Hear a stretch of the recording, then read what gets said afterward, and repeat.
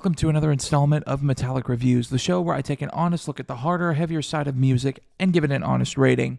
Today, we're going to be in the Virginia thrash metal scene, which honestly is not a scene that's very often covered, to examine an album by a band that, like Dawn of Ouroboros in our previous review, hasn't been around for too long.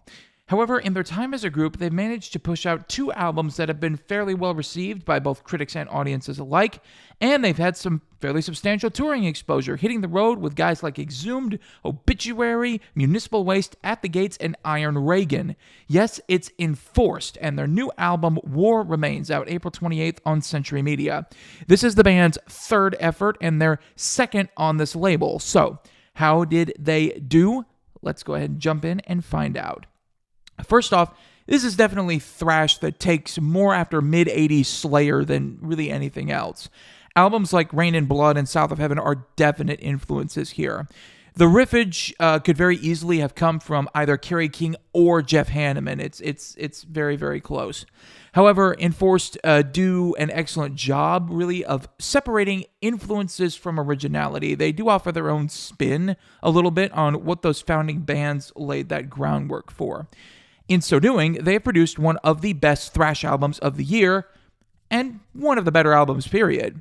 There's some seriously good stuff on here, guys, especially in the first half of the album. And for a band that, comparatively speaking, are somewhat new, this is an excellent accomplishment. Let's begin with the songwriting.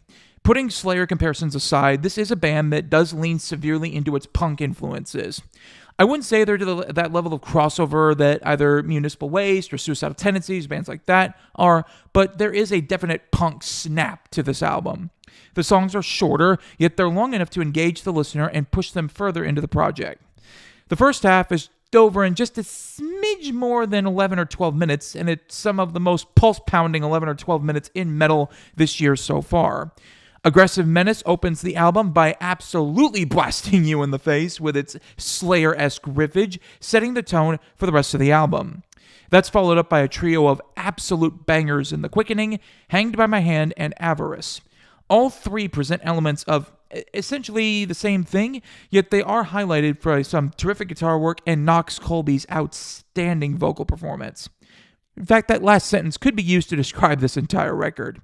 There are a ton of similarities to other bands, yet Enforced are definitely working in their own realm.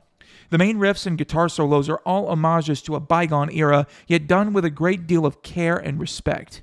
They have their own touches, so it never feels like a ripoff. This extends into the production itself, which is massive and muddled in just the right way.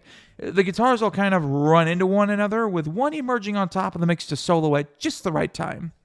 Again, this is something of a tribute to classic thrash production, yet with the modern sensibility to ensure that nothing absolutely pounds the crap out of anything else. If there's anything wrong here, any critique I can make against this album, it is this. It gets repetitive. Towards the end of the album, you do kind of start to feel like you're hearing the same thing over and over and over again. I mean, I get that it's thrash metal, and thrash metal has certain hallmarks that they have to hit, and they do hit them, but I feel like there could be some more thought put in at different points, especially when it comes to the drumming. It's not a terrible performance at all, but drummer Alex Bishop definitely leans much too heavy on the old school, punk-influenced snare kick stuff. I would have loved to have seen or heard just some different styles of playing, even on this very classic drum part. There could have been a little more spin put on that. The other part of the rhythm section, bassist Ethan Genserowski, is mixed kind of poorly, honestly. There's not a lot of it.